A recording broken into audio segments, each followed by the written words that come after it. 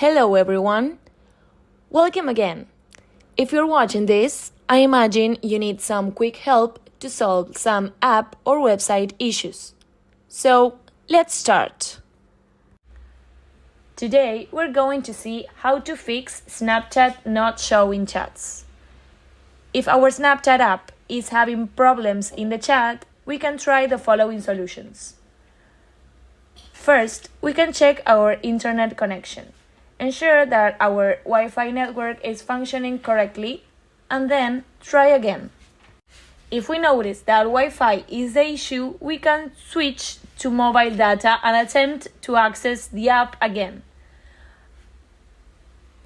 Another option is doing the reverse, switching from mobile data to a Wi-Fi network. The second option we can try is putting our phone in airplane mode, wait for a few seconds, and then disable airplane mode to reset the network. A third option to consider is updating the application. To do this, we will go to the App Store on our iPhone, search for Snapchat in the search box, and check if the app has an available update. If there is an update, click on Update button. The last option we should try is to uninstall and delete the app. Look for the Snapchat icon on your phone.